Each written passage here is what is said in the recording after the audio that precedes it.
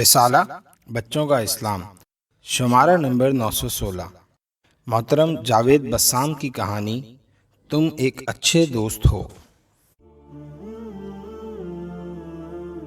ایک دن جنگل کے سب سے سمجھدار پرندے الو نے دیکھا کہ اس کا پڑوسی خرگوش سر جھکائے خاموش بیٹھا ہے۔ وہ درخت کی نچلی شاخ پر چلا آیا اور بولا، میاں لمبے کانوں والے، کیوں اداس بیٹھے ہو؟ خرگوش نے اوپر دیکھا لیکن خاموش رہا۔ بھئی کیا ہوا؟ کچھ تو بولو، الو نے کہا۔ خرگوش نے آہ بھری اور بولا، میں جنگل سے جا رہا ہوں۔ کیوں؟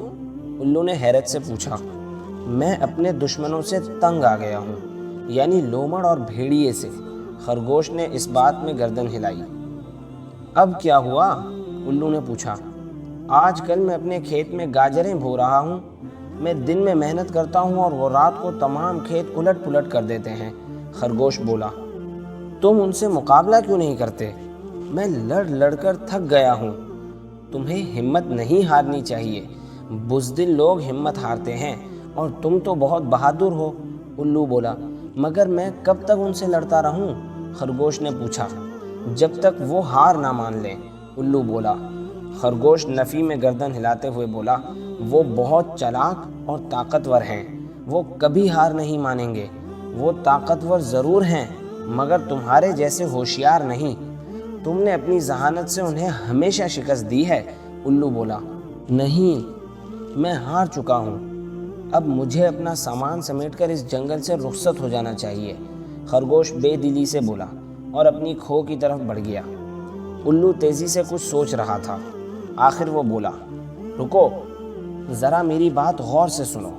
خرگوش نے پلٹ کر دیکھا۔ الو بولا، فتح ہمیشہ بہادر اور ذہین لوگوں کو ملتی ہے۔ مجھے یقین ہے تم بھی فتح یاب ہوگے، کیونکہ وہ کچھ کہتے ہوئے ٹھہرا، پھر بولا، تم شاید اس بات سے واقف نہیں ہو کہ تم اپنے سر پر فتح کا نشان لے کر گھومتے ہو۔ خرگوش نے حیرت سے اسے دیکھا اور بولا، میں سمجھا نہیں۔ تم نے اپنے کانوں پر کبھی غور کیا ہے؟ وہ انگریزی حرف وی کی شکل کے ہیں، اور وی کو فتح کا نشان سمجھا جاتا ہے۔ الو ذہانت سے بولا، ہاں، میں نے اس بارے میں سنا ہے۔ خرگوش نے کہا، تم اس وقت بھی دیکھ سکتے ہو، سورج سامنے ہے، گھومو اور اپنے سائے کو دیکھو۔ الو بولا۔ خرگوش نے ایسا ہی کیا۔ اسے زمین پر اپنے کانوں سے بنا بڑا سا وی کا نشان نظر آیا۔ اس کے چہرے پر مسکراہٹ آ گئی۔ وہ بولا، واہ، یہ بات میرے ذہن میں کبھی نہیں آئی، حالانکہ یہ کان ہمیشہ سے میرے پاس ہیں۔ چلو، اب تو پتہ چل گیا۔ دیر آید درست آید، بس حوصلہ کرو اور ڈٹے رہو۔ خرگوش نے ہوا میں اچھل کر قلع بازی کھائی اور ہنس کر بولا، واہ دوست، تم نے میرے اندر نئی روح پھونک دی ہے۔ میرا خیال ہے کہ میں آج رات ہی اپنے دشمنوں سے نمٹ لوں گا۔ میری دعائیں تمہارے ساتھ ہیں۔ الو مسکرا کر بولا۔ رات ہوئی تو خرگوش اپنی کھو سے نکلا اور کھیت کی طرف چل دیا۔ اگلے دن الو نے خرگوش کو خوشی سے اچھلتے دیکھا۔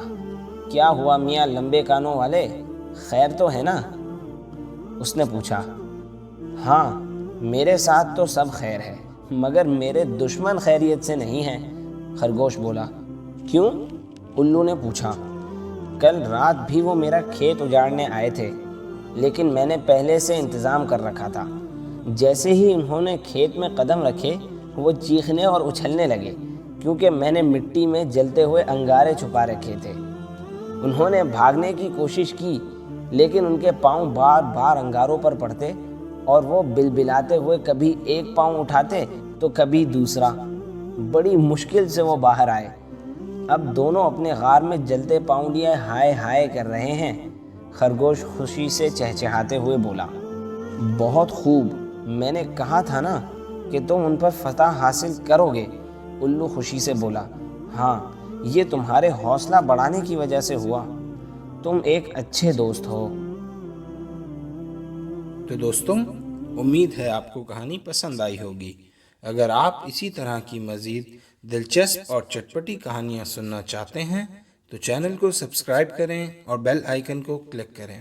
کمنٹ سیکشن میں اپنی قیمتی رائے سے ضرور آگاہ کریں۔ پھر ملتے ہیں اگلی کہانی میں۔